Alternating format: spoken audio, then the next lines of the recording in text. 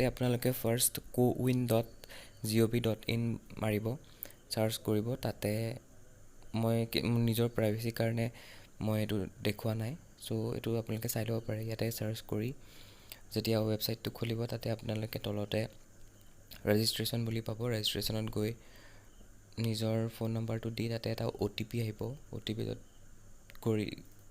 OTPটো click কৰি পেলাই তাৰপিছত আপোনালোকে তাত যেনেকৈ মই কৰি গৈ আছোঁ তেনেকৈ চাই যাব।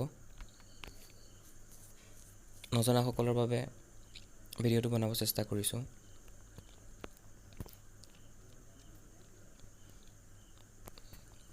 OTPটো অহাৰ পিছত আপোনালোকে OTPটো দিব আৰু তাৰপিছত পিছৰ প্ৰচেছখিনি আপোনালোকে ভিডিঅ'টোতে পাই যাব। চাই থাকক ভিডিঅ'টো।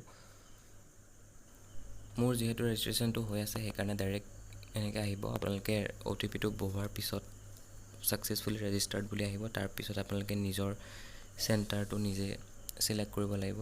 পিন নম্বৰ দি পেলাই চিলেক্ট নকৰিব, সেইটো নট এভেইলেবল দেখাই দিয়ে। চ' মই বেছি প্ৰিফাৰ কৰোঁ যেতিয়া চিলেক্ট কৰিব তেতিয়া নিজৰ ডিষ্ট্ৰিক্ট, মই যেনেকৈ কৰিম তেনেকৈ চিডিউল নাওত গৈ পেলাই চাৰ্চ বাই ডিষ্ট্ৰিক্ট কৰিব। তাতে বেছি আপোনালোকৰ কাৰণে সুবিধা হ'ব। বস্তুটোত তেতিয়া ধুনীয়াকৈ দেখাই দিব মানে। আৰু উমংগ এপটোতো কৰিব পাৰিব আৰু আপোনালোকে কৰিব পাৰিব সেইটোত। আৰু আৰোগ্য সেতু এপটোতো কৰিব পাৰিব, সেইটোতো বেছি ছেইম প্ৰচেছ হয়। সেইটোত মই খালি তাত এনেই অ'পেন কৰি দেখাই দিম। বাকী এনেকৈ আপোনালোকে য'ত আপোনালোকে ল'বলৈ সুবিধা পায় তাতে আপোনালোকে সেইটো চিলেক্ট কৰিব পাৰিব। নিজৰ এৰিয়াটো চিলেক্ট কৰি লৈ নিজৰ সুবিধামতে লৈ ল'লেই হ'ল। বেছি ডাঙৰ ভিডিঅ' নাছিলে, ইমানটোৱেই। আৰু